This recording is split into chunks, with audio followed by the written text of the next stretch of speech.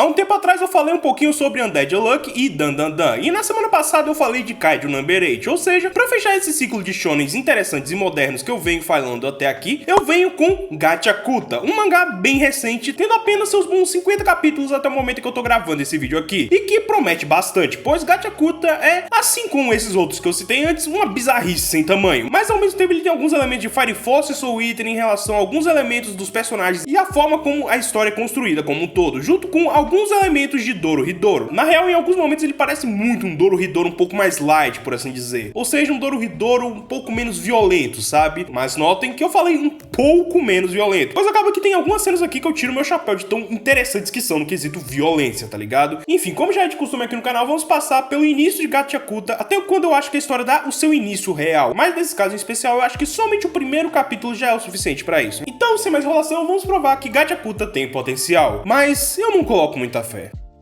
Nossa história começa quando uma mulher joga um brinquedo de sua filha fora, alegando que ele não tem mais utilidade. E aqui a parada já começa a ficar interessante, pois é bem evidente pela forma como essa mulher se veste, pelo jeito como ela é desenhada, que esse mangá vai tratar de alguns temas relacionados à desigualdade social, subhumanismo e consumismo. Sendo que, se essa mensagem não ficou clara só com isso, temos a primeira aparição do personagem Legto, onde ele apenas está andando normalmente e é jogado pelas outras pessoas pela forma como ele se veste, sendo o tempo todo chamado de nativo, entre aspas. Fora essa cena que vem logo depois, onde temos ele indo em direção à sua casa, e nós vemos com bastante clareza a diferença do local onde os nativos moram e onde os ricos moram. E essa daqui é uma das semelhanças que eu tenho que falar que Gachakuta tem com Dorohedoro, em que lá em Dorohedoro temos os moradores de Holy sendo oprimidos pelos feiticeiros e que vivem um mundo praticamente utópico em relação a Holy, que são vistos como sub-humanos para os feiticeiros, servindo apenas como uma espécie de cobaia para praticar as suas habilidades, sendo que a magia deixada por esses caras em Dorohedoro faz com que o clima de Holy fique completamente caótico, como por exemplo a noite que aparecem os mortos-vivos lá em Holy. E bem, parece que eu tô meio que viajando ao comparar essas obras, mas aqui em Gachakuta também tem uma espécie de Holy assim como Dorohedoro, mas ao invés de ser um depósito desumano de magias, é um depósito de lixo, em que mais pra frente veremos que esse lixo todo afetou e muito na vida dos moradores daquele buraco, em que aqui em Gachakuta nós chamamos eles de purgatório, na verdade, enquanto o lugar que os personagens estão agora é chamado de paraíso, ou seja, tem uma certa referência bíblica aqui, tal como Dorohedoro, que usa bastante delas. Então,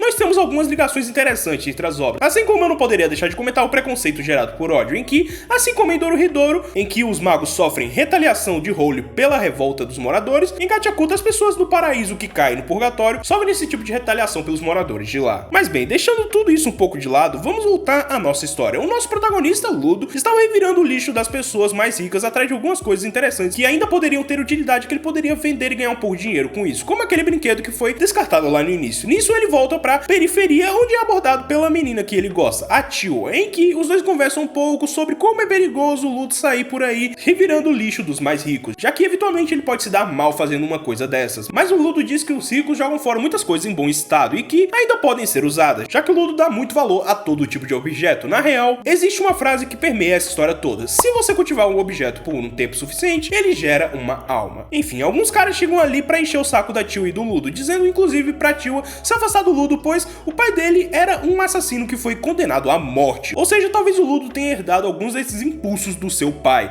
mas a Tio acredita no Ludo e diz que ele é diferente dos seus pais, sendo uma pessoa boa que com certeza nunca mataria outra pessoa. Daí o Ludo fica envergonhado, tenta dar aquele bicho de pelúcia pra Tio, mas o Ludo é um completo betinho e não consegue se comunicar com a mulher direito. Então a mãe da Tio chega lá e ele não consegue entregar a parada pra ela naquele momento, voltando pra casa um pouco triste. Chegando na casa, é recebido pelo Legto, que é como se fosse um pai adotivo do Ludo e que tá zoando ele pra cacete por causa daquele vexame que ele deu com a Tio. Coitado desse moleque. O crime dele apenas foi amar demais. Enfim, Legto descobriu que o Ludo andou indo catar lixo sozinho e tá um pouco nervoso em relação a isso, já que, mesmo sendo um trabalho que foi ensinado a ele pelo próprio Legto, é bastante perigoso ficar por aí revirando o lixo dos outros nesse mundo. Tanto que, dessa vez, o Ludo até levou um tiro enquanto fugia de alguns dos guardas que estavam perseguindo ele, pois acaba que esse idiota foi descoberto fazendo o que não deveria, sendo que, para tratar esse tiro no braço, o Legto teve que tirar o casaco do Ludo junto com as suas luvas, nos revelando as suas algumas marcas que ficaram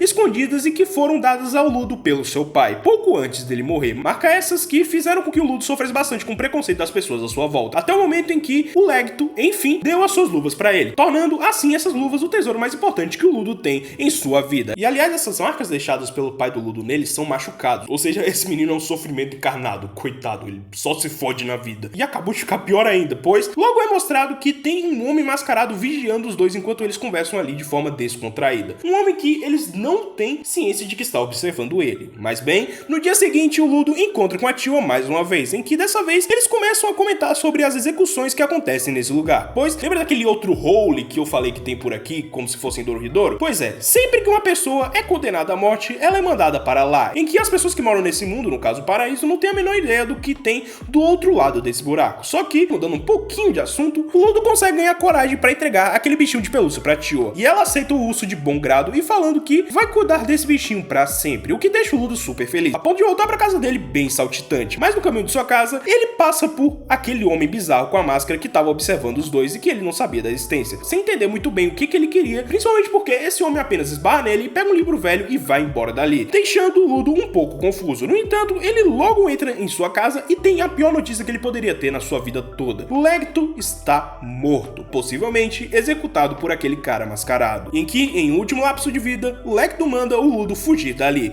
mas acaba que é tarde demais e o Ludo acaba sendo pego pela polícia e acusado injustamente de ter matado o Lecto, se tornando assim, mesmo que de forma injusta, um assassino, tal qual o seu pai uma vez foi, sendo direcionado ao mesmo destino que ele, o destino de ser executado, ou seja, jogado naquele hole que eles chamam de abismo. E na sua execução, Ludo olha para as pessoas lá de cima e consegue avistar a Tioa, em que, em uma tentativa desesperada, o Ludo tenta avisar para ela procurar pelo assassino do Lecto, mas acaba que ele é interrompido por ela dizendo que acreditava nele, mas agora não importa mais, pois ele era realmente o filho de um assassino. Sendo que, depois disso, eu realmente fiquei arrepiado e animado com a cena que se seguiu, pois o Ludo simplesmente quebra e tem todo esse traço mais pesado enquanto ele fala que todos ali são imundos, sendo que ele avista um maluco mascarado e fala ainda nesses traços e tom que vai arrastar ele direto pro inferno, sem contar o fato de ele pirar de uma vez e gritar que vai matar todo mundo que tava ali na execução dele, caindo assim